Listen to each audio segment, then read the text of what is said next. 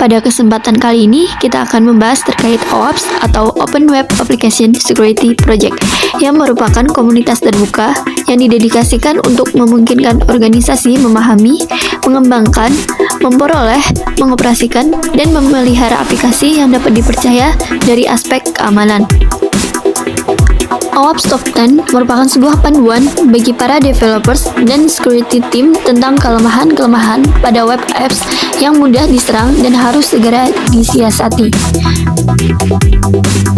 OWASP Top 10 ini biasa diupdate secara rutin oleh sebuah tim yang terdiri dari pakar-pakar keamanan website di seluruh dunia. Pada tahun 2021, OWASP telah mengeluarkan 10 ancaman keamanan website yang terbaru, seperti pada bagian berikut ini.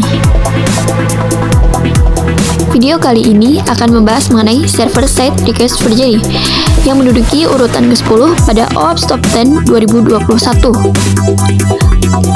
SSRF ini ditambahkan dari survei komunitas 10 teratas yang menduduki pada peringkat pertama. Adapun faktor-faktor yang menyebabkan SSRF berada di posisi 10 pada OWASP Top 10 2021 seperti berikut ini.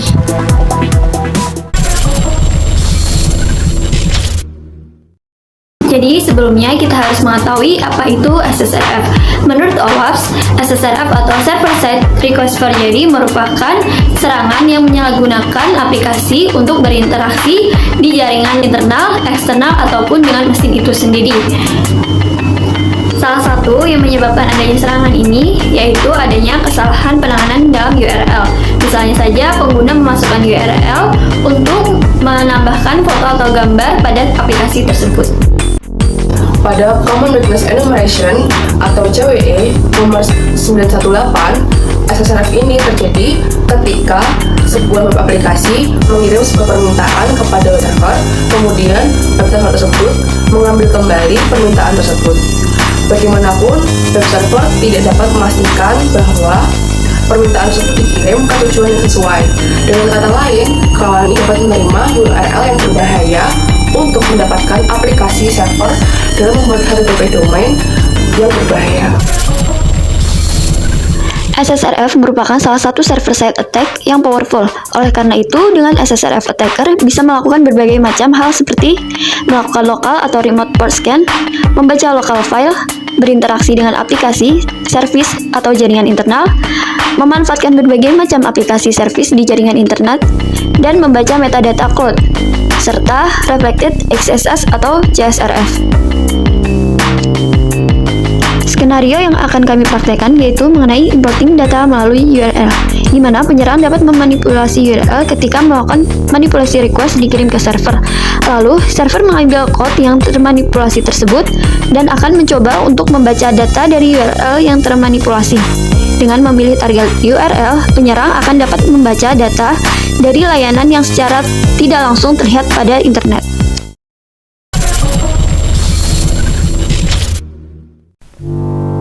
Jadi berikut adalah tampilan webcode yang akan saya gunakan untuk melakukan serangan SSRF. Webcode ini konsepnya sama seperti DVWA, terdapat berbagai pilihan jenis serangan. Nah, setelah itu juga ada penjelasannya mengenai apa itu SSRF. Kemudian kita juga bisa melakukan reset session, artinya kita mengembalikan soal SSRF ini seperti semula.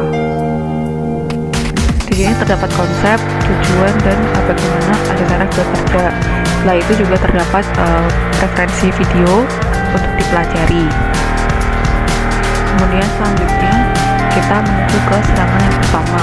Di sini kita diinstruksikan untuk melakukan URL parser, yaitu mengubah URL atau mengirim URL ke server yang nantinya server akan menerima URL tersebut dan mengelola URL tersebut untuk memberikan data-datanya kepada si penyerang.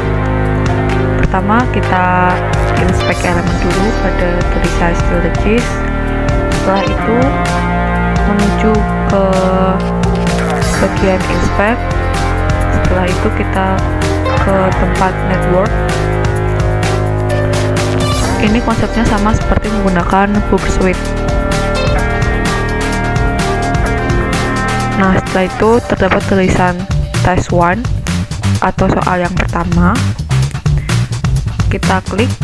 Setelah itu kita periksa headernya. Di sini sudah ada keterangannya.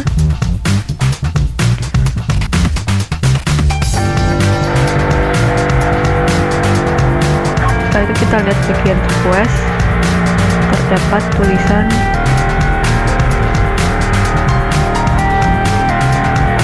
seperti ini. Setelah itu kita lihat ke respons. Nah, di sini kita harus melakukan URL parser. Caranya yaitu dengan melakukan klik kanan pada test one yang sebelumnya, kemudian edit dan resend. Setelah itu kita ke bawah kan. Nah, di sini sudah terdapat URL yang dapat kita ubah untuk dikirim ke server.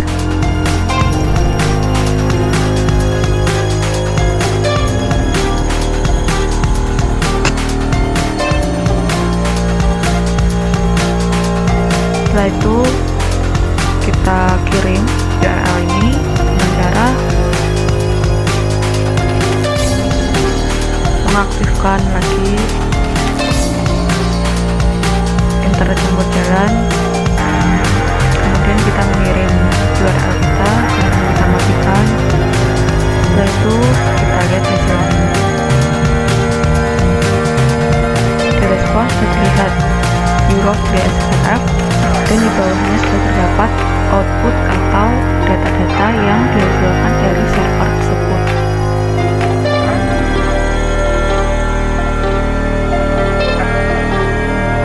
Artinya kita sudah berhasil untuk melakukan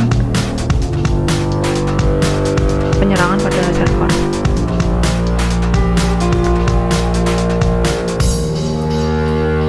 Nah, setelah itu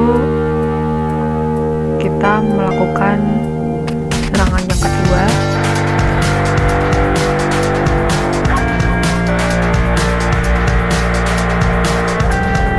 Nah, di sini kita akan mengubah request server untuk mendapatkan informasi dari HTTP info. Caranya kita klik,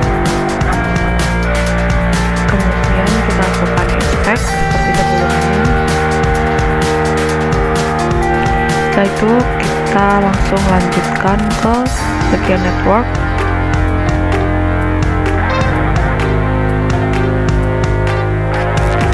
Kita klik lagi.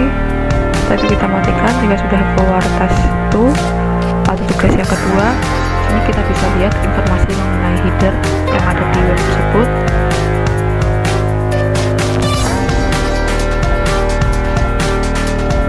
Kemudian kita lihat untuk requestnya dan untuk responnya.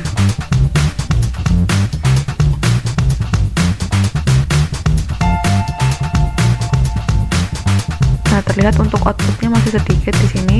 Lalu kita edit dan resend. Setelah itu kita lihat bagian ke bawah, kita ubah menjadi http isconfig.pro.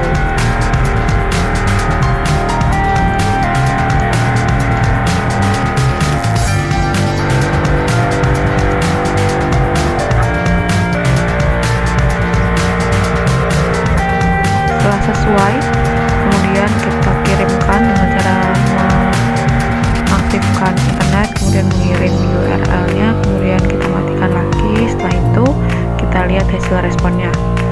Terlihat di sini output yang dikeluarkan melalui respon seperti di bawah ini, berbeda dari sebelumnya.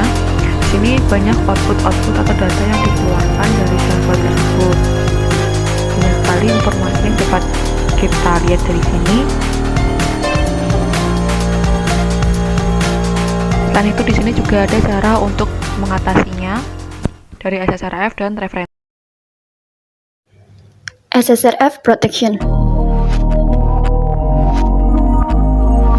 SSRF Protection diverifikasi oleh ISPS atau Application Security Verification Standard yang merupakan sebuah daftar persyaratan untuk memberitahu para developer apakah sebuah aplikasi tersebut aman untuk digunakan oleh organisasi, vendor, dan customer.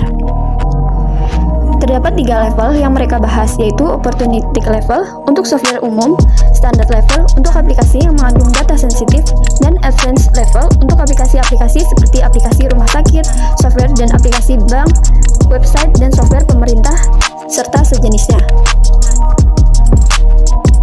Penanganan SSRF dapat dilakukan dengan 2 cara, yaitu dari lapisan network dan dari lapisan aplikasi, sebagaimana berikut ini.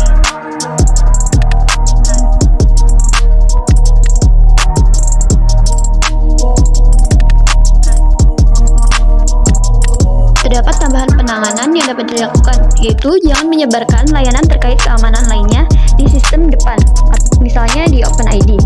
Lalu melakukan kontrol lokal traffic